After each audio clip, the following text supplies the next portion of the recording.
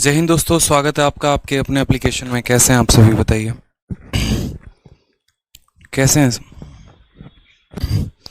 नमस्ते भाई, नमस्ते। कैसे हैं आप सभी? बढ़िया, मज़े में हैं।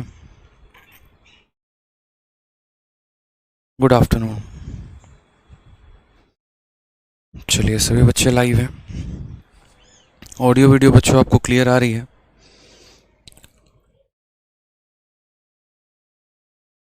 तो बताइए, हम लोगों ने कहाँ तक पढ़ा था?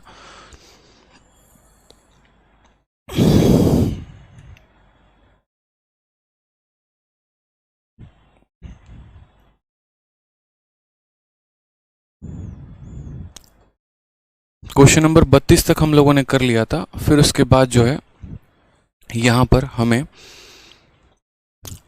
क्वेश्चन नंबर 33 से आगे बढ़ना है और यहाँ से सभी क्वेश्चंस को करना है।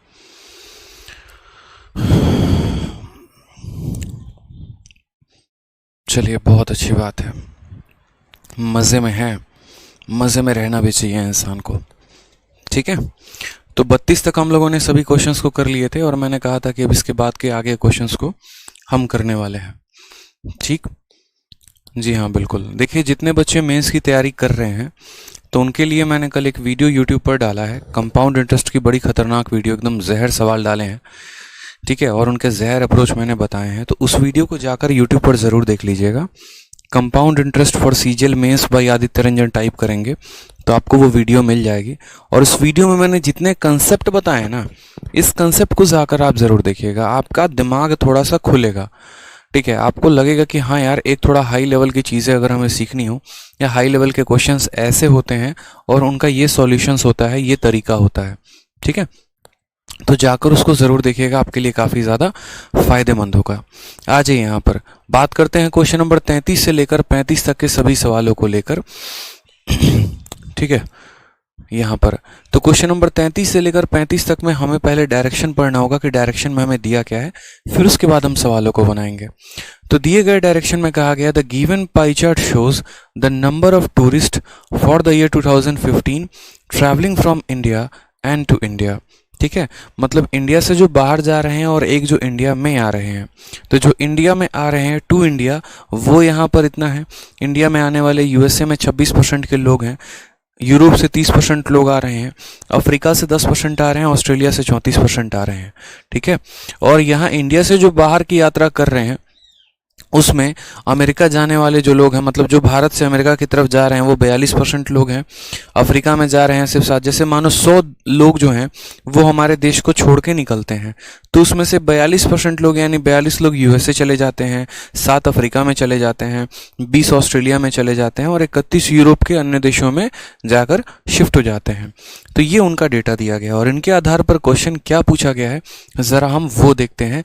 ठीक है, तो यहाँ पर देखिए, आपसे क्वेश्चन में बोला गया है, in the given pie chart if इतना इज द, देखो नंबर कितना भयानक दिया गया है, देखो इफ इतना is the total number of tourist visiting India, जो इंडिया आ रहे हैं उनकी संख्या दी गई है, then how many visited from Australia.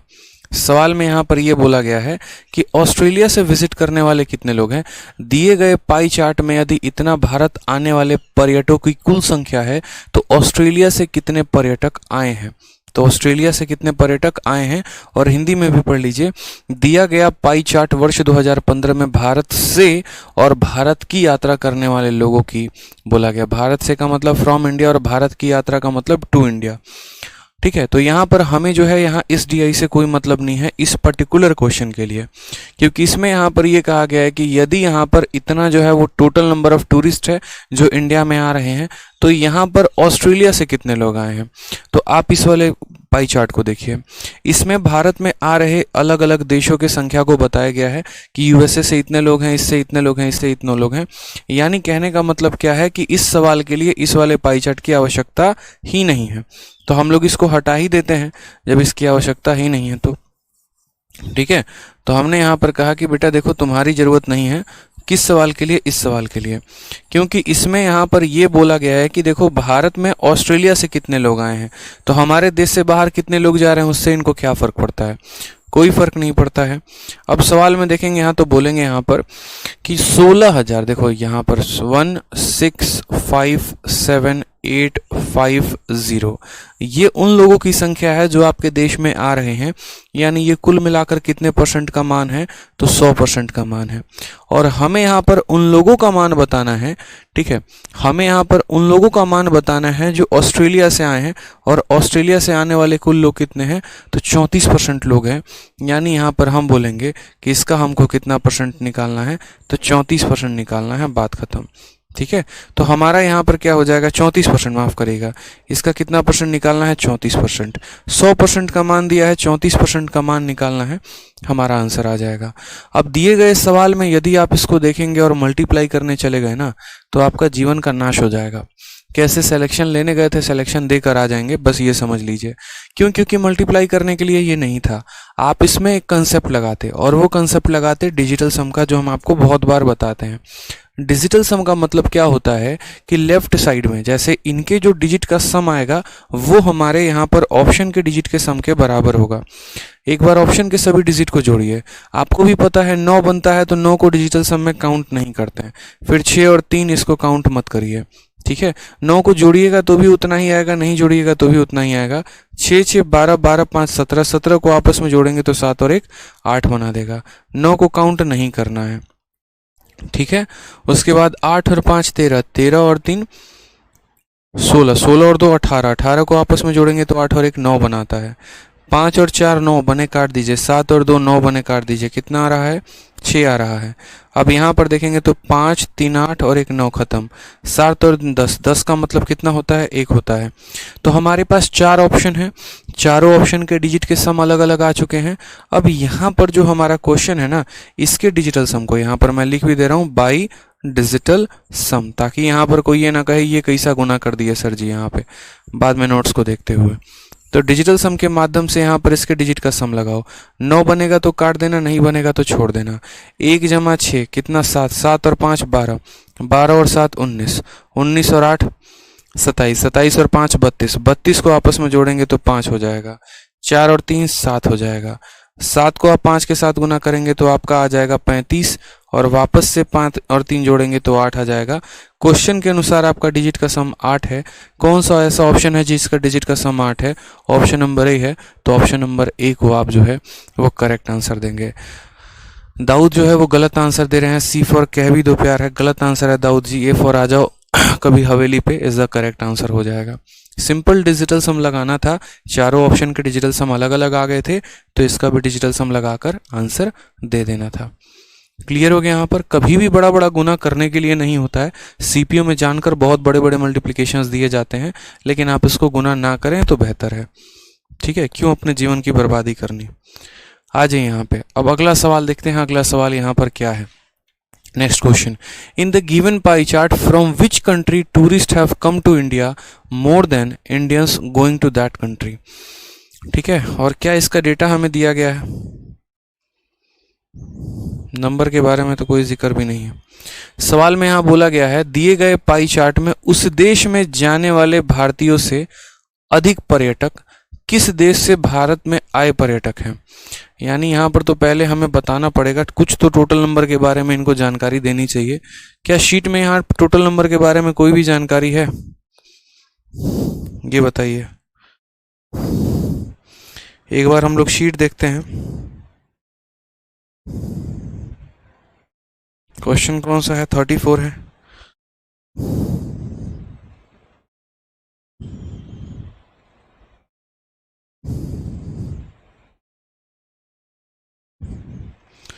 यहाँ पर अगर हम कांस्टेंट, यहाँ नंबर के बारे में कोई जिक्र ही नहीं है। अगर नंबर दिया गया हो तो ज़्यादा आसान हो जाएगा।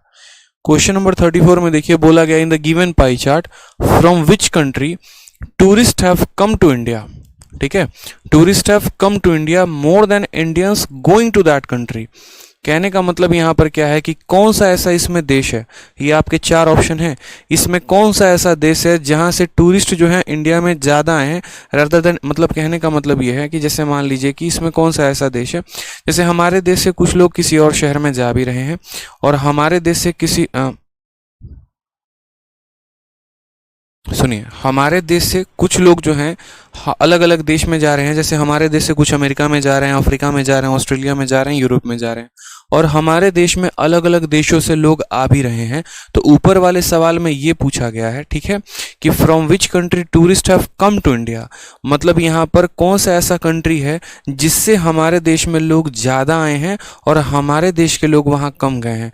जैसे मान लीजिए कि आपके देश में कई सारे देशों से लोग आए हैं और आपके देश से कई सारे देश में लोग गए भी हैं, तो इसमें आपको वो कंट्री बताना है, जैसे मान लीजिए हो सकता है ऑस्ट्रेलिया हो जाए आंसर, हो सकता है यूरोप हो जाए कन, जिससे हमारे पास ज़्यादा लोग आए हैं और हमारे देश से जाने वाले वहाँ के लोगों की संख्या कम है। यानी हमें डिफरेंस का खेल खेलना है। अगर हम यहाँ पर दोनों के जो है वो एक तरीके से नंबर को हम बराबर मानते हैं, तो हम बोलेंगे देखो अफ्रीका से आने वाले 10% लोग हैं, लेकिन अफ्रीका जाने वाले 3% लोग हैं, यानी यहाँ पर बात करें तो अफ्रीका से हमें 3% लोग ज़्यादा मिले हैं। उसी तरीके से अमेरिका में जो है ये आंसर नहीं हो सकता है, क्यों? क्योंकि अमेरिका से कम लोग आए हैं लेकिन अमेरिका जाने वाले ज़्यादा हैं, हो ही नहीं सकता। ऑस्ट्रेलिया से 34% लोग आए हैं और ऑस्ट्रेलिया सिर्फ 20% लोग गए हैं, यानी ऑस्ट्रेलिया का 14% हो जाएगा। यूरोप में अगर हम बात करें तो सिर्फ 30% लोग आए हैं और 31% लोग यूरोप गए हैं, यानी यूरोप भी नहीं होगा। यानी दो कंट्री ऐसी होगी जहाँ से हमारे पास लोग संख्या ज़्यादा आए हैं, यानी ऑस्ट्रेलिया और अफ्रीका। अगर हम बात करें तो ऑस्ट्रेलिया और अफ्रीका, यानी ऑप्शन नंबर क्या होगा? ए होगा। यानी यही वो दो कंट्री हैं जहां से हमारे पास जो लोग हैं वो ज़्यादा आए हैं, ठीक है, जहां से लोग हमारे पास ज़्यादा आए हैं और यहां से लोग हमारे देश से ये कम गए हैं, ठीक है। लिस्ट हालांकि इनकम्प्लीट है, अगर यहाँ इनका डेटा दिया गया होता तो ज़्यादा आसान होता। अगर हमने इनको जो आंसर दिया है वो यहाँ पर डेटा को बराबर मानकर, जैसे दोनों की संख्या को हमने 100 मान लिया, तो 100 का 10% यानी 10 लोग अफ्रीका से आए हैं और 100 का 7% यानी 7 लोग अफ्रीका में गए हैं, यानी आज भी हमारे देश में 3 लोग जो हैं वो हैं। आप ऐसे समझ लीजिए। तो ऑस्ट्रेलिया एंड अफ्रीका जो होगा वो हमारा क्या हो जाएगा? करेक्ट आंसर हो जाएगा। कभी कभी हो सकता है पेपर में डेटा ना दे, तो परेशान उसके लिए नहीं होना है। आ जाइए अगले सवाल को ज़रा देखिए, नेक्स्ट क्वेश्चन में क्या बोला है। In the given pie chart if the number of tourist visiting India, Bharat में आ रहे लोगों की संख्या अगर यहाँ पर इतनी है, and the number from India to other country, और भारत से जा रहे लोगों की संख्या इतनी है, तो सवाल में यहाँ पर हमसे ये कहा गया how many more people visit the USA from India than from USA to India. अब ये सवाल बढ़िया बन गया, मतलब भारत में आ रहे लोगों की भी संख्या दे दी और भारत से जा रहे लोगों की भी संख्या दे दी, और यहाँ पर ये बोला गया है कि बताओ, ठीक है, समझना मेरी बात को, दिए गए पाई चार्ट में यदि भारत आने वाले पर्यटकों की संख्या इतनी है और भारत से अन्य देशों में जाने वाले पर्यटकों की संख्या इतनी है, तो संयुक्त राज्य अमेरिका से भारत की तुलना में भारत से कितने अधिक लोग संयुक्त राज्य अमेरिका को जाते हैं? जाहिर सी बात है कि भारत से हमारे देश में अमेरिका से हमारे देश में कम लोग आ रहे हैं, लेकिन हमारे देश से अमेरिका में ज़्यादा लोग जा रहे हैं। तो बोला गया है इसकी तुलना में कितना लोग जो है वो वहाँ पर जा रहा है, यानी हमें इसका डेटा निकालना है और इसका डेटा निकालना है और दोनों को क्या कर देना है? माइनस में। तो सबसे पहले इस दिए गए सवाल के अनुसार हमें ये पता करना होगा कि हमारे देश में अमेरिका से कितने लोग आए, फिर हमें ये पता करना होगा हमारे देश से अमेरिका में कितने लोग गए, और तब हम उनका डिफरेंस निकालेंगे, ठीक है। आप यहाँ पर भी चाहें तो डिजिटल सम का कंसेप्ट का इस्तेमाल कर सकते हैं, बड़े प्यार से, आराम से। तो ये आपका दिया गया डेटा था और इस दिए गए डेटा के अनुसार आपको इस सवाल को सॉल्व करना था। एक पल के लिए हम इसको छोटा कर दिए हैं क्योंकि आप लोगों ने सवाल को पढ़ लिया है। अब मुझे बताइए कि यहाँ पर नंबर ऑफ टूरिस्ट विजिटिंग, ठीक है, इंडिया इस, भारत में आ रहे लोगों की संख्या कितनी है? तो बोलोगे भारत में आ रहे लोगों की संख्या हमारा बोला गया है 213560, ये भारत में आ रहे लोगों की संख्या है, ठीक है। और भारत से जा रहे लोगों की संख्या कितनी है? भारत से जा रहे लोगों की संख्या हो जाएगी 2045, ठीक है, 2045,450। ये भारत में आ रहे लोगों की संख्या है और ये भारत से जा रहे लोगों की संख्या है। क्लियर हो गया ये बात यहाँ पर। अब हम यहाँ दिखाते हैं कि भारत में अमेरिका से कितने लोग आए हैं, यानी इस जनसंख्या का 26% लोग आए हैं। इस जनसंख्या का कितना परसेंट लोग आया है? तो 26% आया है, ठीक है। और भारत से कितना लोग गया है? तो इस जनसंख्या का 42% गया है, यानी हमें इसका 42% निकालना है और इसका 26% निकालना है और दोनों को घटा देना है, ठीक है। तो हमने यहाँ पर ये कहा कि देखिए 2045, ठीक है, 204545, ठीक है, 0, इसका कितना परसेंट निकालना है, तो इसका 42% निकालना है, यानी इसका 42/100 कर देंगे हम यहाँ पर, ठीक है। और माइनस कर देंगे कितना, तो माइनस कर देंगे 2135600 और इसका कितना परसेंट, 26% को। यानी यहाँ पर ये जो है समझ लेना, ये फ्रॉम इंडिया, भारत से जा रहे लोगों की संख्या है, भारत में आ रहे लोगों की संख्या है, और हमें इन दोनों का डिफरेंस निकालना है। वापस से हम यहाँ पर जो है वो डिजिटल सम का चूज़ करेंगे कि यहाँ पर कौन सा ऐसा ऑप्शन है जिसका डिजिटल सम जो है वो मैच कर जाए। तो सारे पहले ऑप्शंस के हम डिजिटल सम देख लेते हैं। 3 3 6 और 3 9 खत्म, 8 3 11 का मतलब डिजिटल सम 2 आ जाएगा, ठीक है। 9 हमारा खत्म हो जाएगा, उसके बाद 8 और 7 15, 15 और 3 18, 8 7 15 3 18 का मतलब 9 खत्म, यहाँ इसका डिजिटल सम 5 हो जाएगा। 7 और 2 9 खत्म, 5 और 4 9 खत्म, 6 और 3 9, यानी इसका डिजिटल सम 9 हो जाएगा। 7 और 2 9 खत्म, 9 खत्म, 8 8 16, 16 और 6 22, 22 का मतलब डिजिटल सम 4 हो जाएगा। यानी हमारे चारों ऑप्शंस के जो डिजिटल सम है वो हमारे अलग हैं। चारों ऑप्शंस के हमारे डिजिटल जो सम है वो अलग है। देखो, डिजिटल सम का मतलब सिंपल इतना बोलूंगा, सभी अंकों को जोड़ देना और आखिरी तक जोड़ना, ठीक है। सभी को जोड़ो और आखिरी तक जोड़ो, एक अंक तक जोड़ के। 3 3 6 3 9 3 12 12 8 20, 20 को भी आपस में जोड़ दो, 2 + 0 2 के बराबर। इसी तरीके से कर करके सबको जोड़कर लेकर आए हैं, ठीक है। अब यहाँ पर आ जाइए, और डिजिटल सम में जहाँ 9 बनता है उसको काउंट नहीं करते हैं। जैसे देखिए 5 और 4 9 बन गया, मत काउंट करिए। 5 और 4 9 बन गया, मत काउंट करिए, सीधा यहाँ पर 2 लिखिए, ठीक है। और 2 को आप किसके साथ गुना करेंगे, तो 4 और 2 6 के साथ गुना करेंगे, माइनस, ठीक है। 5 और 3 8 और 1 9 बन गया, खत्म बात। यहाँ पे 6 और 2 कितना हो जाएगा, 8 हो जाएगा, इंटू यहाँ पर कितना, 6 × 2 8 हो जाएगा। अब यहाँ देखेंगे तो 6 का 2 गुना 12, 12 का मतलब कितना होता है, 3 होता है, माइनस 8 का 8 गुना 64, और 64 का मतलब होता है 1, क्योंकि 64 को जब आप ऐड करोगे तो 6 + 4 10 हो जाएगा, 10 को ऐड करोगे तो 1 हो जाएगा। 3 में से घटाओगे, डिजिटल सम कितना आ गया, 2 आ गया। कौन सा ऑप्शन ऐसा है जिसका डिजिटल सम 2 है, बताओ। ऑप्शन नंबर ए है। तो यानी यहाँ पर आंसर कितना होगा, ऑप्शन नंबर ए होगा। क्या मैंने कहीं पर गुना किया है, क्या मैंने कहीं पर भाग किया है, क्या मैंने कहीं पर कोई दूसरा तरीका लगाया है, क्या मैंने अप्रोक्सीमेशन लगाया, मैंने इसमें किसी भी चीज़ का सहारा नहीं लिया, बस मैंने डिजिटल सम के माध्यम से इस सवाल को सॉल्व कर दिया।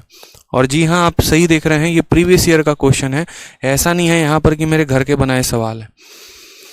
ये फायदा हो जाता है डिजिटल सम का जब आपको पता होता है तो, ठीक है। और ये सभी तरीके आपको पेपर में लगाने होते हैं। एग्जामिनर को भी ये बात पता है कि बच्चा इतना बड़ा गुना कर ही नहीं सकता पेपर के अंदर बैठ के, ठीक है। और फिर लोग कहते हैं यार डीआई बड़ा टफ आया था, टफ आया नहीं था। पहली पॉइंट तो ये थी समझदारी, कि आप इसको समझ पाते कि ये कहना क्या चाह रहा था। और दूसरा पॉइंट, जब आपने इसको समझ लिया तो कैलकुलेशन, वो आपको पता होना चाहिए था कि इसको तोड़ना कैसे था। बाकी और कोई बात नहीं थी मेरे भाई। यहाँ पे आ जाइए, अगले वाले सवालों को जरा हम देखते हैं। यहाँ पर 100 का कुछ नहीं करना होता, जी हाँ बिल्कुल 100 का कुछ नहीं करना होता है। इसीलिए नहीं क्योंकि 100 का मतलब वेक होता है। 1 + 0 + 0, किसी संख्या के नीचे एक है उसका कोई मतलब नहीं होता, कोई फर्क नहीं पड़ता है यहाँ पर, ठीक है। आप उसको ऐसे ही उसको छोड़ सकते हैं, कोई टेंशन की बात नहीं है, ठीक है। आ जाइए अगला सवाल देखते हैं मेरे भाई। अगला सवाल में क्या बोला गया है, बोला गया the given bar graph shows the biscuit exports of India over a period of 5 year, study the graph and answer the question that follow. दिया गया बार ग्राफ 5 वर्षों की अवधि में भारत के बिस्कुट निर्यात को दर्शाता है, कि भारत से कहां कहां कितने कितने बिस्कुट निर्यात हुए हैं, यानी एक्सपोर्ट किए गए हैं, उसके बारे में बता रहा है। अगर हम बात करें यहां पर, ठीक है, ये मैथ फिजिक्स एजुकेशन ये सब कहाँ से आ गया मेरे भाई, ठीक है, ये सब कहाँ से आ गया है ये बताना। ये वाला इसके अंदर फर्जी आ गया मुझे लग रहा है।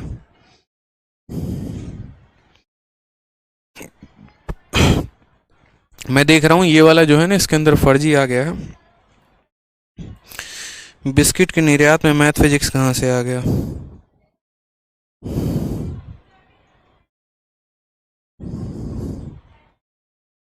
और ये बार ग्राफ का क्वेश्चन है, पाई चार्ट का तो है भी नहीं।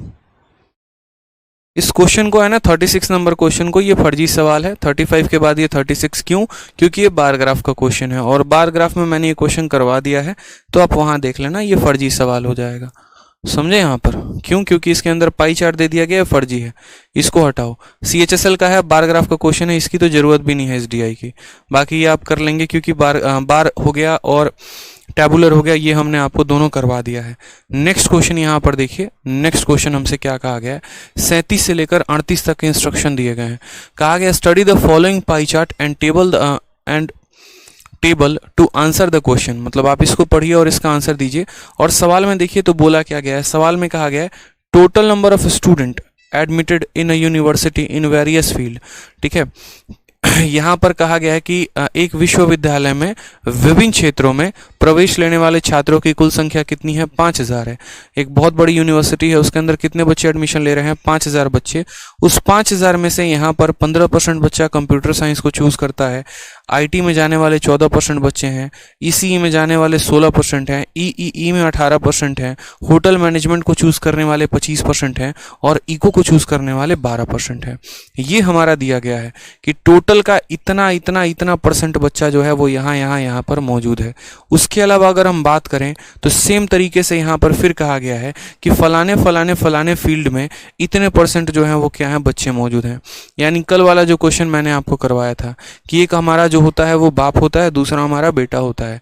यानी यहाँ पर अगर हमें बात करना हो बॉयज़ के बारे में तो सबसे पहले कुल जनसंख्या का इतना परसेंट निकालना पड़ेगा, फिर उसके अंदर इतना परसेंट देना पड़ेगा। जैसे कल ऐसे मैंने बहुत सारे सवाल आप लोग को करवाए थे, जहां पर मैंने आपको ये कहा था कि पहले तो है ये बता देगा कि कौन कौन सी कंट्री हो गई और फिर उस कंट्री के अंदर ये बता देगा यहाँ पर कितने परसेंट बॉयज़ हो गए और इसी के आधार पर क्वेश्चन बनता है।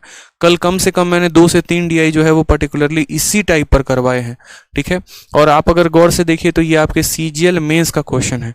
ठीक है, मैं दोबारा से एक और क्वेश्चन करवा देता हूँ यहाँ पर जो आपसे पूछा गया है, मेंस में हालांकि पूछा गया है तो कोई बात नहीं, हम लोग इसको सॉल्व करेंगे। सवाल में कहा गया what is the average number of boys in CS, ECE and EEE field, यानी यहाँ पर बच्चों का औसत बताना है और ये जो 3 फील्ड दिए गए हैं उस फील्ड के अंदर बताना है, बॉयज़ का बताना है, याद रखिएगा। तो हमने यहाँ पर कहा कि देखो यार बॉयज़ का औसत निकालना है तो सबसे पहले क्या करना पड़ेगा आपको, तो औसत निकालना है तो कोई बात नहीं, जिन 3 फील्ड्स के बारे में चर्चा है उन 3 फील्ड्स में पहले बॉयज़ की संख्या हम लोग देख लेते हैं।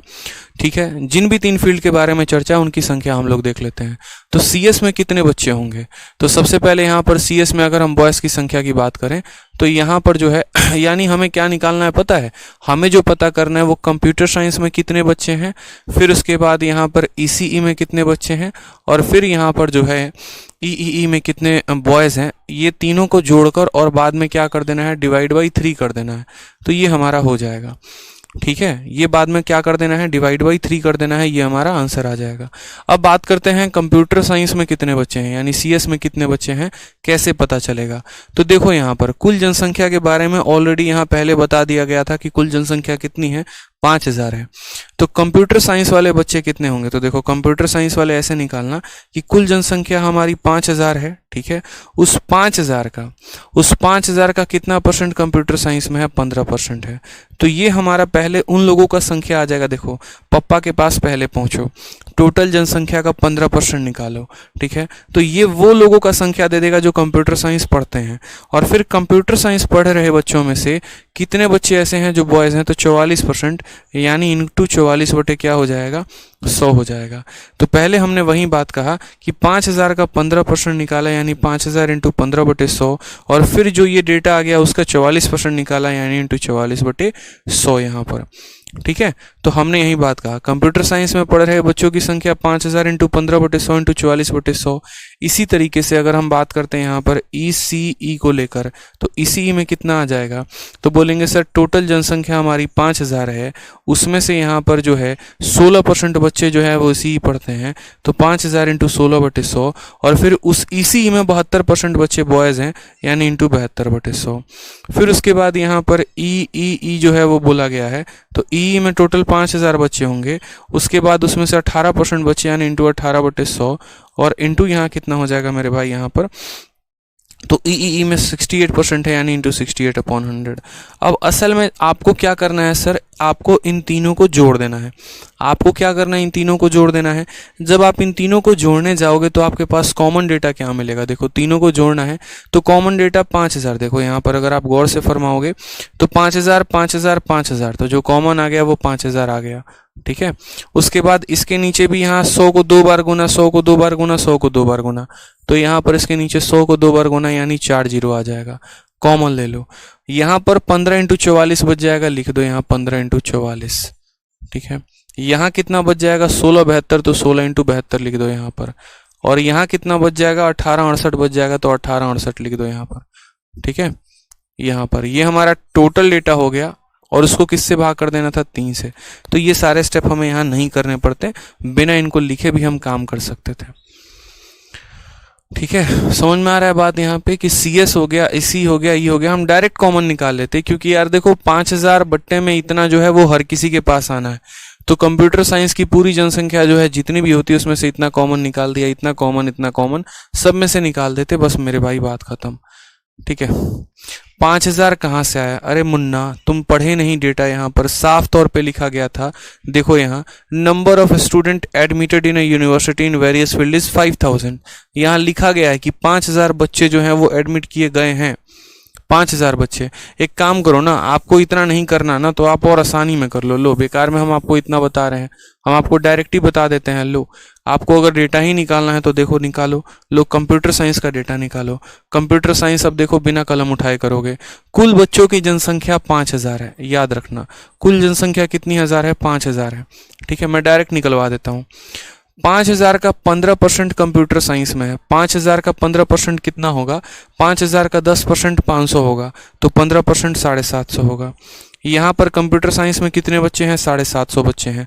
उस 750 का 44% क्या है, बच्चा है, बॉय है, यानी 7700 इंटू 4/100 आप यहाँ कैलकुलेट करो तो CS का आपको स्ट्रेंथ मिलकर आ जाएगा।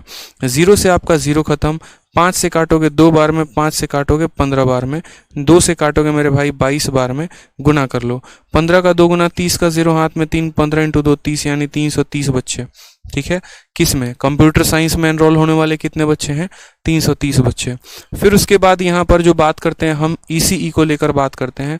लीजिए आप यहाँ पर ECE का भी डेटा निकाल दीजिए। तो 5000 का कितना 16% है, तो 16 इंटू 500, ठीक है 16 इंटू 50 यानी 800 बच्चा आ जाएगा। 5000 का 16% कितना होता है, 5000 का 16% 800 होता है, यानी ECE में पढ़ने वाले कितने बच्चे हैं, 800 बच्चे हैं। और उसमें कितना परसेंट बॉय है, तो 72%, यानी इस 800 का कितना परसेंट हमको निकालना है, तो 800 का 72% निकालना, यानी 800 इंटू 72/100, काम खत्म। 8 इंटू 2 16, 8 7 56 और 1 57 हमारा आ जाएगा। फिर उसके बाद हम यहाँ बात कर रहे होते हैं, ठीक है, फिर उसके बाद हम बात कर रहे होते हैं EEE को लेकर, यहाँ पर किसके बारे में, EE और E को लेकर। तो आप मुझे यहाँ बताइए टोटल डेटा कितना है, 5000 है, उसका 18%, तो 5000 का 18% 900 होता है, सीधा 18 × 900, 900 लोग यहाँ पर EEE में पढ़ रहे हैं और उसका 68%, यानी इतना इंटू 68/100 जो है वो क्या है, बॉयज़ है। 2 0 से 2 0 खत्म हो जाएगा। 9 × 72 का 2 7 हाथ में, 9 × 54 और 7 हमारा 61 हो जाएगा, यानी 612। तो अब अगर हम बात करते हैं यहाँ पर, तो हमारा सबका संख्या आ गया है। कंप्यूटर साइंस यानी CS में पढ़ रहे बच्चों की संख्या 330 है। हमारा EE में पढ़ रहे बच्चों की संख्या जो है यहाँ पर ECE में 576 है, और उसके बाद यहाँ पर EEE में पढ़ रहे बच्चों की संख्या 612 है। सबको जोड़कर हमें क्या करना है, 3 से भाग कर देना है। जोड़कर देख लो मेरे भाई, यहाँ पर आप बोलोगे सर जोड़ने पे कितना आ जाएगा, 6 2 8 और 0 आ जाएगा, 7 1 8, 8 3 11 का 1 आ जाएगा एक हाथ में, 6 5 11 14 15, 1518/3, जिसको अगर हम भाग करें तो 506 के करीब में आ जाएगा। ये हमारा करेक्ट आंसर होगा। 506 option number B for Baahubali is the correct answer. ठीक है, 506 बी बोल B फॉर बोल भी दो कि प्यार है। बहुत अच्छा, क्या बात है, समझ में आ गया। तो क्लियर है ये क्वेश्चन आपका।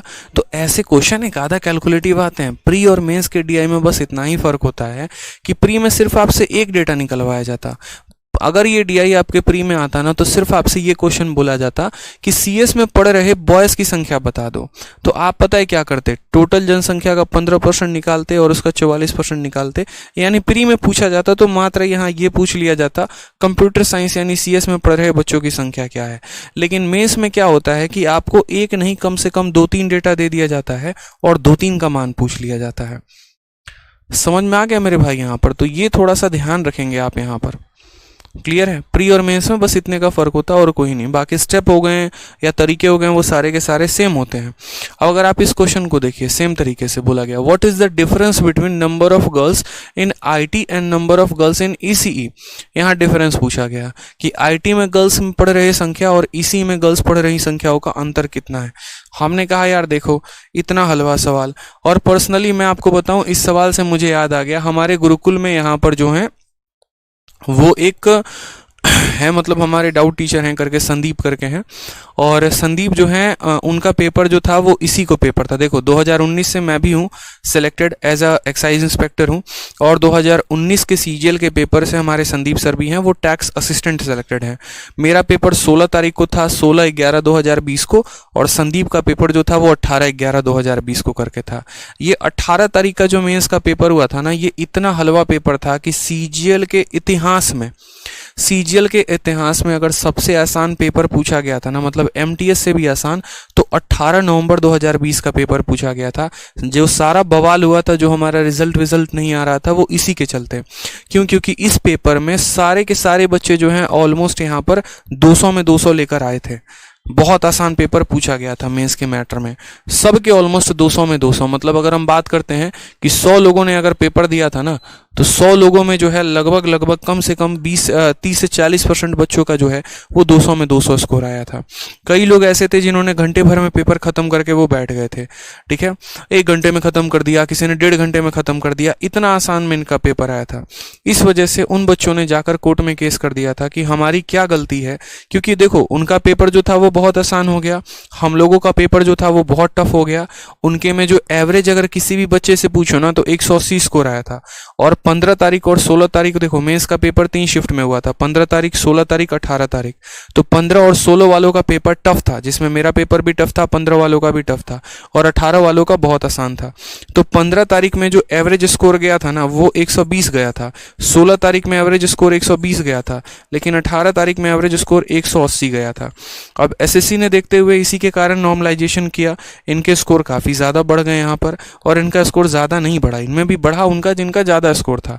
इस वजह से यहीं पर एक भाई साहब थे, एक नालायक भाई साहब, वो काफ़ी ज़्यादा इस बात को लेकर नाराज़ हो गए, और नाराज़ हो गए तो उन्होंने कोर्ट में केस दायर कर दिया एसएससी के खिलाफ, और इसी वजह से इतना लंबा समय तक जो है वो कोर्ट का केस चला था, वही नॉर्मलाइजेशन के ऊपर।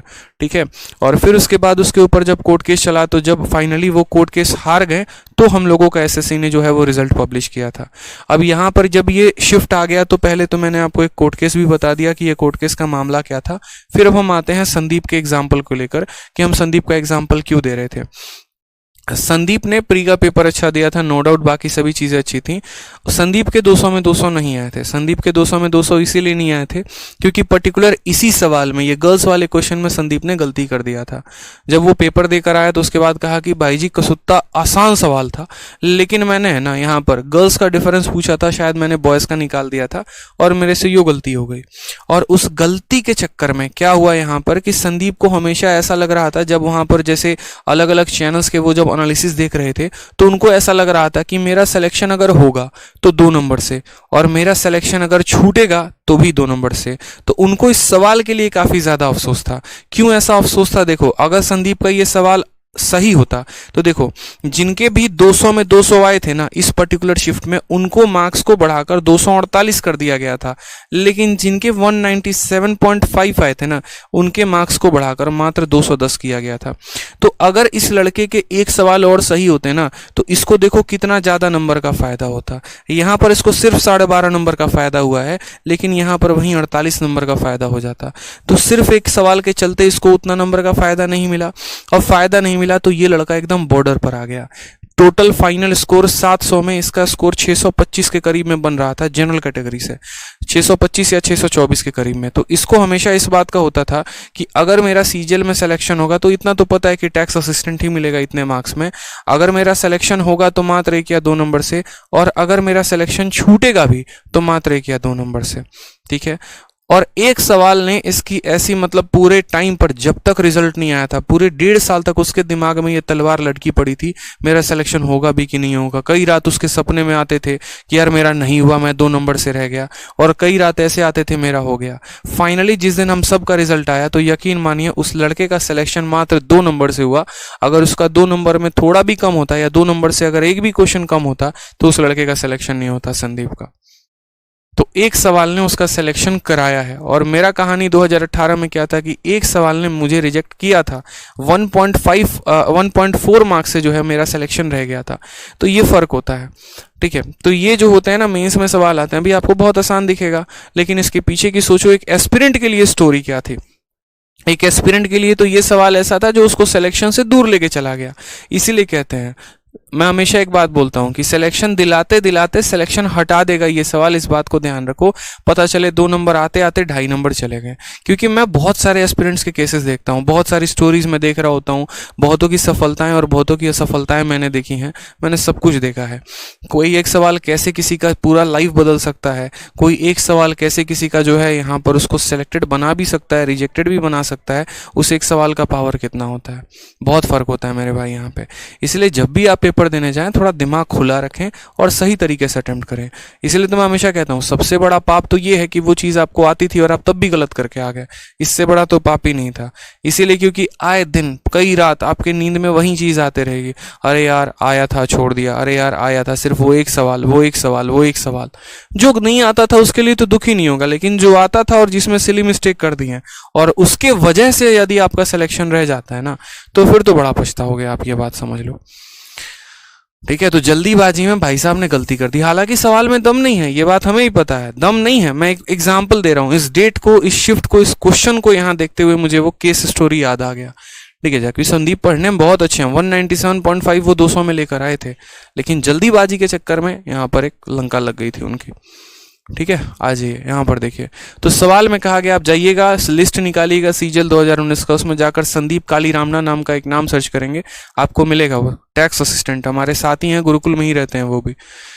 ठीक है, तो इस एक सवाल ने उनको पूरे 1.5 साल तक उनके दिमाग में ये तलवार रखा था कि अगर मेरा होगा भी, अगर मेरा नहीं हुआ ना, तो जिम्मेदार सिर्फ यही सवाल होगा। ठीक है, आ जाओ, चलो देखो यहाँ पे। तो सवाल में बोला गया, what is the difference between number of girls in IT and number of girls in ECE. IT में गर्ल्स की संख्या और ईसीई में गर्ल्स की संख्या का जो डिफरेंस है वो यहाँ पर पूछा गया है। तो सबसे पहले बात करते हैं आईटी में पढ़ रहे लड़कियों की संख्या के बारे में। तो यहाँ पर जरा देखिए आईटी में कितनी गर्ल्स पढ़ रही हैं वो हम देखते हैं। पूरी जनसंख्या जनाब हमारे पास कितना है, 5000। ये शुरू में ही कह दिया गया था। 5000 का 14%, तो 14 इंटू 5 70, यानी यहाँ पर बोलोगे 700। ठीक है, 700 लड़कियां पूरी की पूरी किस में पढ़ रही हैं, आईटी में। अब आईटी में गौर से देखोगे यहाँ पर तो कितना यहाँ बॉयज का परसेंटेज है, 65%। अगर 65% बॉयज हैं तो लड़कियां कितनी हो गई, 35% हो गई। कितनी हो गई, 35%, यानी 700 का हमें कितना परसेंट चाहिए, तो 35% चाहिए। यहाँ निकालते हैं, 2 जीरो से हमारा 2 जीरो खत्म, 7 पचे 35 और 7 तिरके 21 और यहाँ हो जाएगा 3 24, यानी 245। तो आईटी में पढ़ रही लड़कियों की संख्या निकाल दिया, 245। कोई टेंशन की बात यहाँ पे, बहुत शानदार। अब बात करते हैं यहाँ पर किसके बारे में, ईसीई के बारे में। तो ईसीई में पढ़ रहे लड़कियों की संख्या जरा देखिए। तो आप बोलेंगे सर टोटल 5000 है और इसी में 16%, तो 5000 का 16% कितना हो जाएगा, 800 हो जाएगा। कितना हो जाएगा, 800 हो जाएगा। और इसी में 72% लड़के हैं, तो लड़कियां कितनी होंगी, 28%। यानी इस 800 का कितना परसेंट निकालना है, तो 28% निकालना है। यहाँ पर 2 जीरो से हमारा 2 जीरो खत्म, 8 8 64 का 4 6 हाथ में 16 6 22, कितना हो जाएगा, 224, इसमें 245 है, इसमें 224 है, इन दोनों का डिफरेंस बताना था। तो डिफरेंस मेरे भाई कितना आ जाएगा, यहाँ पर आपका डिफरेंस जो है वो 21 आ जाएगा। कितना आ जाएगा, 21 आ जाएगा। और भाई साहब ने जल्दीबाजी के चक्कर में 20 आंसर मार दिया था, यही उनकी सबसे बड़ी गलती थी। उनको ऑप्शन नंबर बी ना दिखकर ऑप्शन नंबर सी दिख गया था और उन्होंने जल्दीबाजी में सी टिक कर दिया था, और इसी वजह से उनको 1.5 साल तक बस वो जल्दीबाजी नुकसान देती रही। एग्जाम हॉल में बिल्कुल अलग ही प्रेशर होता है। आंसर उनका आया था 21 और उन्होंने यहाँ पर टिक कर दिया था 20। ठीक है, बोलोगे सर कहाँ से कहाँ 21 कैसे, तो भाई जल्दीबाजी में हो जाता है। असल में उनका 225 समझ लिया था और घटाकर वहां पर उन्होंने 20 मार दिया था, लेकिन आप ऐसी गलती ना करें। ठीक है, चलिए आ जाइए नेक्स्ट क्वेश्चन देखिए। क्वेश्चन नंबर 39 से लेकर 41 तक के डायरेक्शन दे रखे हैं। बोला गया study the given graph and answer the question that follow. दिए गए चित्र में आप ग्राफ को पढ़िए और इसके आधार पर जो सवाल पूछा गया उसका उत्तर दीजिए। सवाल में यहाँ पर बोला गया कि देखो यहाँ पर ये बोला गया distribution of student appeared in examination from institute. अलग अलग इंस्टीट्यूट से कितने कितने बच्चे अपीयर हुए हैं उसके बारे में बताया गया है। इंस्टीट्यूट ए से कितने हैं, बी से कितने हैं, सी से कितने हैं, डी से कितने हैं, ई से कितने हैं। यानी यहाँ पर 1800 बच्चे आए हैं और उस 1800 बच्चों का डिग्री में यहाँ पर बताया गया है कि कितने कितने डिग्री के कौन कौन से हैं। दूसरा वाला क्या बताया गया है, distribution of student percent wise passed in examination from इतना। अगर आप देखेंगे तो एक डीआई आपका डिग्री में है और दूसरा यहाँ पर पाई चार्ट जो है वो परसेंट में है। ठीक है, ये आपका जो पाई चार्ट है ये उन लोगों के बारे में बताता है जो उस कॉलेज में पढ़ने आए हैं यानी अपीयर होने आए हैं, और ये पाई चार्ट उन लोगों के बारे में बताता है जो उस कॉलेज में पास हुए हैं।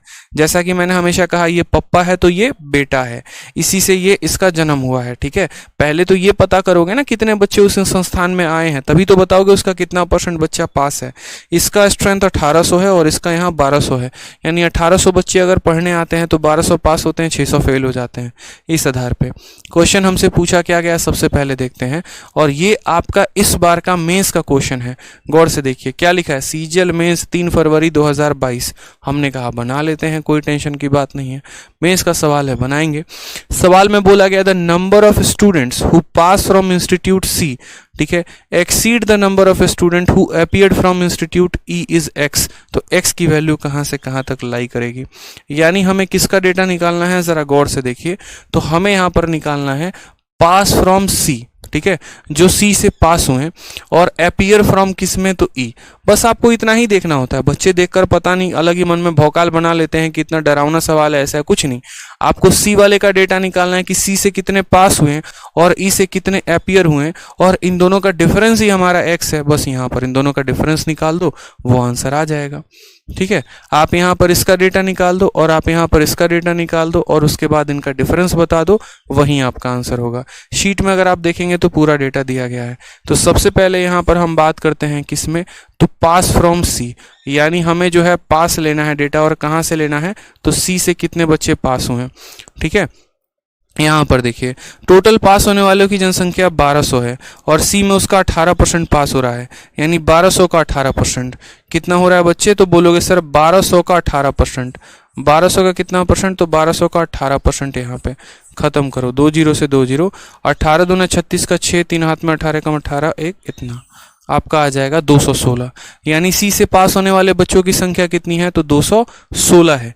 ठीक है, फिर उसके बाद यहाँ पर कहा गया है अपीयर होने वाले ई से, यानी यहाँ पर बात करें तो अपीयर होने वाले कहाँ से, ई से। ई से कितने बच्चे अपीयर हुए हैं उसका डेटा देखते हैं, ये भी आसान सवाल है। तो ई से अपीयर होने वाले बच्चों की संख्या अगर हम बात करें, टोटल 1800 बच्चे होते हैं। ठीक है, और उसमें यहाँ पर ई से सिर्फ 40 डिग्री, याद रखना डिग्री। अब यहीं पर छोटा सा मिस्टेक बच्चा करता है, वो उसको परसेंटेज में बदलने की कोशिश करता है। मत करो ना मेरे भाई परसेंटेज में बदलाव, आप सीधा का सीधा ये लिख दो कि सर देखो बात ऐसी है ना यहाँ पे कि असल में जो हमारे पास ये 1800 है, ये पूरा का पूरा पाई चार्ट का मान है। ये 1800 ये पूरे पाई चार्ट का मान है, पूरे पाई चार्ट का मान है, यानी कितने डिग्री का मान है, 360 डिग्री का मान है। अगर यहाँ परसेंटेज बोलेगा तो परसेंटेज बताना। जैसे मैं इस सवाल में अगर बात करूँ यहाँ, तो आप ऐसे समझ लो ना, देखो आपको यहाँ 2-2 पाई चार्ट दिए गए हैं, मैं आपको थोड़ा तरीके से समझाता हूँ, आप और समझ पाएंगे। मान लीजिए आपको ये निकालना है कि सी से कितने बच्चे पास हैं, तो यहाँ पर पास होने वालों की संख्या कितनी है, 1200। तो आप पता है क्या लिखेंगे, आप उसमें ये बात लिखेंगे, देखो सर टोटल डेटा 1200 है, ठीक है। ये पाई चार्ट परसेंटेज में है कि डिग्री में है, तो बोलोगे सर ये पाई चार्ट परसेंटेज में है, यानी असल में ये जो है कितने परसेंट का मान है, तो ये 100% का मान है। कितने का मान है, तो 100% का मान है।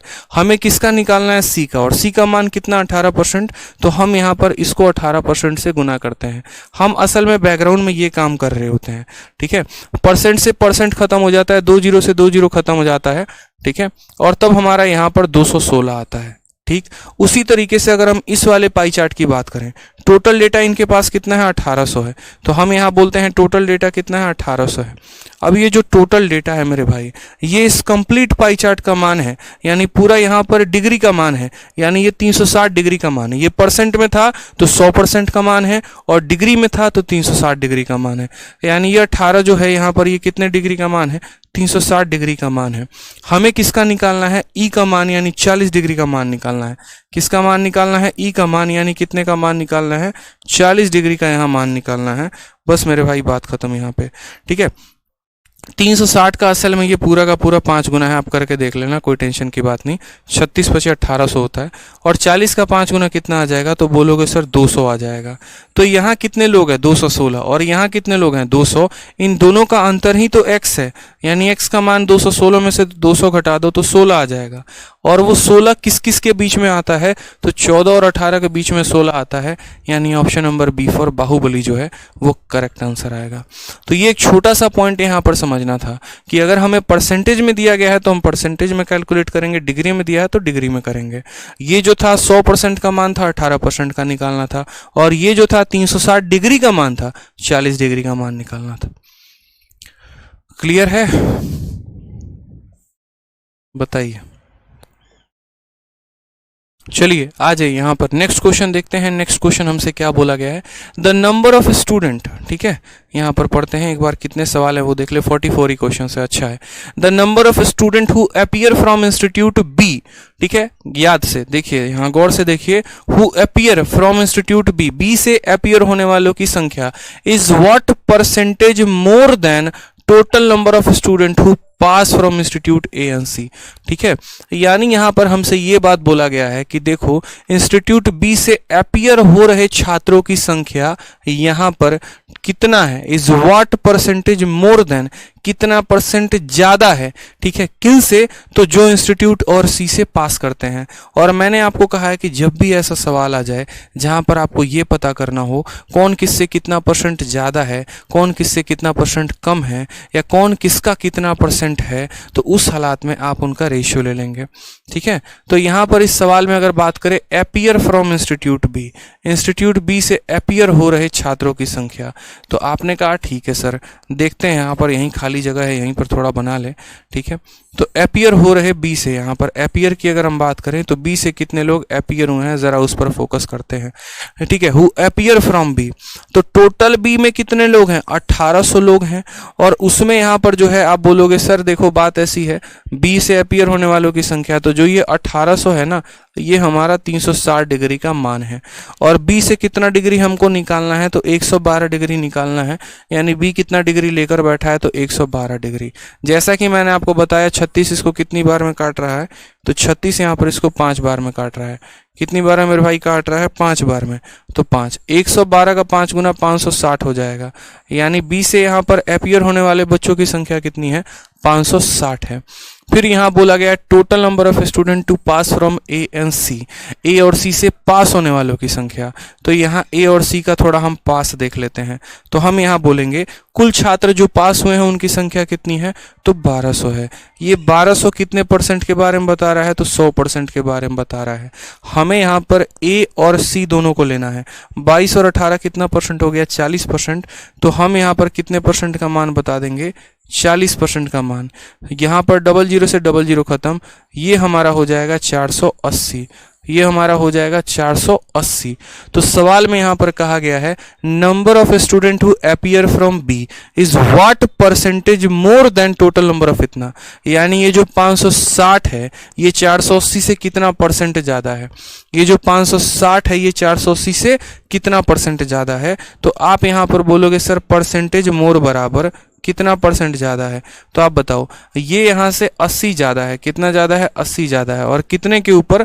तो जिससे कंपैरिजन किया जाए, यानी 80/480 इंटू 100%। 80 इसको 6 बार में काटेगा, और 1/6 इंटू 100 करने पे कितना आ जाएगा?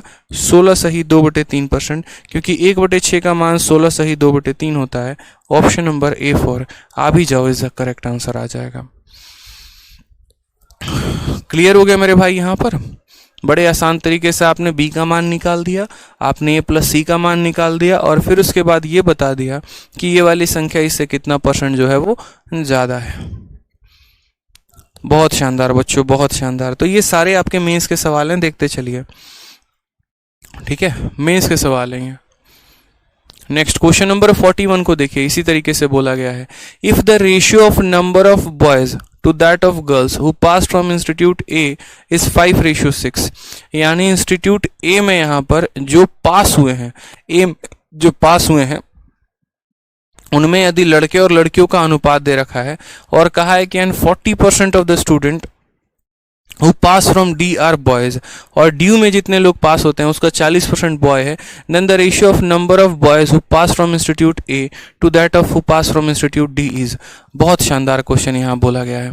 देखिए सिंपल सा बात पता है क्या है? सबसे पहले तो आपको ये वाला पाई चार्ट ये बता देगा कितने लोग उसमें पेपर देने आए थे, फिर ये वाला पाई चार्ट ये आपको ये बता देगा कि उसमें से कितने परसेंट बच्चे पास हुए हैं। अब उनमें भी आपको सवाल में एक और डेटा दे दिया, और ये बोल दिया यहाँ पर कि देखो ए में जो पास हुए हैं ना, इंस्टीट्यूट ए में जो पास हुए हैं उसमें लड़कों और लड़कियों का अनुपात 5:6 है, और साथ में इंस्टीट्यूट डी में, यहाँ पर इंस्टीट्यूट डी में जो लड़के हैं वो 40% है। यानी आपको इंस्टीट्यूट ए में लड़कों की संख्या निकालनी है, इंस्टीट्यूट डी में लड़कों की संख्या निकालनी है, और आपको उनका रेशियो लेना है। यही बोला गया है, then the ratio of number of boys who pass from institute A to that who pass from institute D, हमसे ये बोला गया है। तो हमने कहा कोई बात नहीं, हमें यहाँ पर जो है यहाँ बॉयज लेना है जो पास किए हैं, और कौन से वाले इंस्टीट्यूट से? तो ए से, और फिर उसके बाद वहीं बॉयज जो पास किए हैं और कौन से वाले इंस्टीट्यूट से? तो डी से, और इनका हमको क्या लेना है? रेशियो। तो हम यहाँ पर ये बात बोलेंगे, देखिए बात ऐसी है, टोटल जनसंख्या कितनी है? तो बोलेंगे सर 1200 है।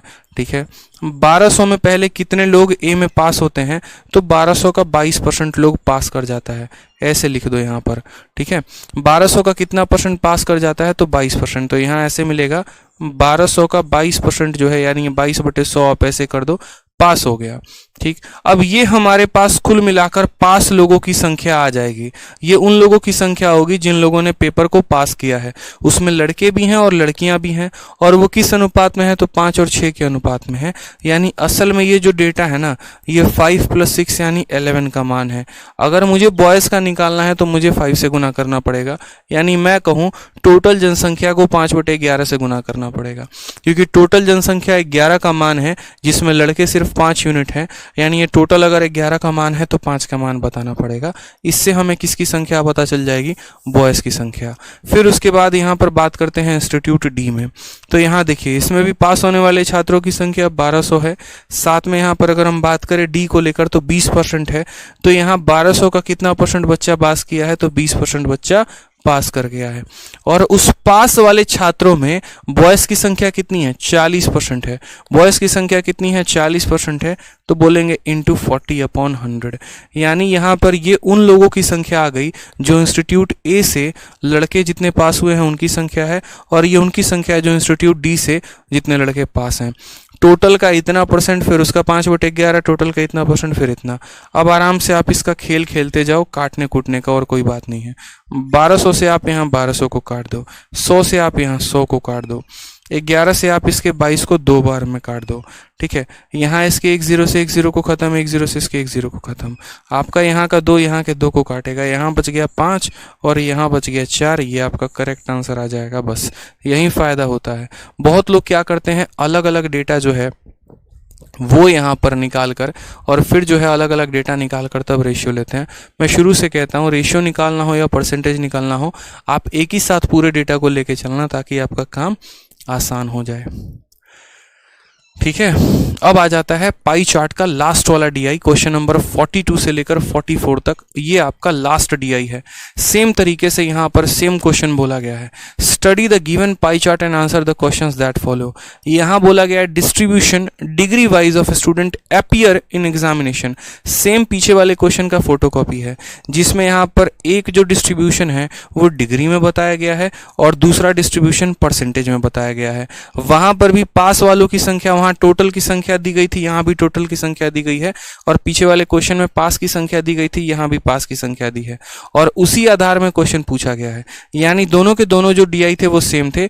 आपका इस बार सीजीएल का मेंस दो अलग अलग शिफ्ट में हुआ, 29 जनवरी को पूरे भारत में हुआ था और 3 फरवरी को सिर्फ एक सेंटर था मेरठ, उसी में हुआ था। क्योंकि 29 जनवरी को जिस दिन सेंटर था मेरठ में, उस दिन कोई टेक्निकल ग्लिच आ गई थी, ऐसा भी कहा जाता है कि शायद पेपर लीक हो गया था या पता नहीं, तो इस वजह से उस सेंटर का पेपर 29 तारीख को कैंसिल करवा दिया गया था और उसके बाद उस पर्टिकुलर सेंटर पे 3 फरवरी को दोबारा से पेपर करवाया गया था।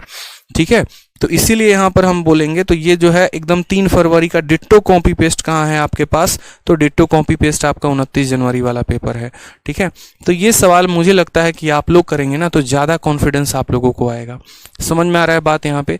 जैसे क्वेश्चन नंबर 42 को ही देखिए, which institute has the second highest percentage of student who pass to the student who appear from that institute. ठीक है, तो ये सवाल मुझे लगता है कि आपको कर लेने चाहिए। 42 हो गया, 43 हो गया। ठीक है, the number of student to pass the examination, C is what percent number of student to appear. ये सारे के सारे question, number of student pass from इतना एक्सीड, ये सारे क्वेश्चन जो है मुझे लगता है आप कर लेंगे। सेम डिट्टो उसी पैटर्न पर क्वेश्चन है, आप इसको ट्राई करिएगा। ठीक है, और इस तरीके से हमारे तरफ से पूरा का पूरा पाई चार्ट खत्म होता है। ठीक है, इसके बाद हम लोग 1 या 2 क्लासेस लेंगे लाइन ग्राफ के लिए, लाइन डीआई मतलब जो भी है वो करके, और उसके बाद फिर हम लोग हिस्टोग्राम पढ़ के मिक्स डीआई करके खत्म कर देंगे। तो आप देखिए जो आपका मेंस है उसमें से ऑलमोस्ट हर कंसेप्ट पर क्वेश्चन पूछे गए हैं। आपको मैंने ये भी दिखाया था कि देखो आपका जो 29 जनवरी का इसी बार का मेंस था, उसमें आपके बार ग्राफ के भी क्वेश्चन थे, उसमें आपके जो है टेबुलर डीआई के भी क्वेश्चन थे, उसमें पाई चार्ट का भी क्वेश्चन था, हिस्टोग्राम का भी क्वेश्चन आता है सीपीओ के पेपर में। तो इसीलिए ऐसा नहीं हो सकता है कि आप यहाँ पर किसी पर्टिकुलर टाइप को छोड़कर चले जाएं, क्योंकि जैसा कि मैंने आपको बताया जितना वेटेज आपका ज्योमेट्री का है उतना ही वेटेज आपका डाटा इंटरप्रिटेशन का भी है।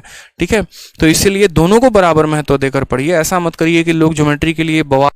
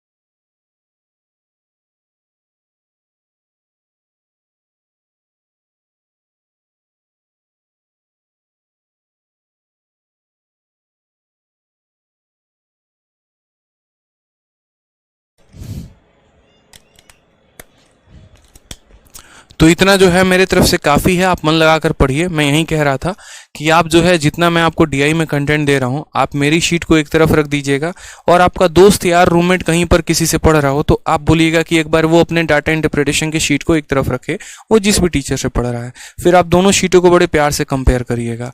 आप ये देखिएगा कि दोनों शीटों में जो है किसका कंटेंट किस तरीके से है, मैंने कितना कंटेंट दिया है, ऊपर से जो हमारा कंटेंट है या जो आपका कंटेंट है वो किस तरीके से टाइप वाइज भी है, लेवल वाइज भी है और अपडेटेड भी है, और जो आपके रूममेट का कंटेंट होगा जो अदर टीचर से पढ़ रहे होंगे उनका देखिएगा कि कितने पेपर तक उन्होंने अपडेट किया है, क्या उन्होंने इस बार के मेंस के क्वेश्चन करवाए हैं।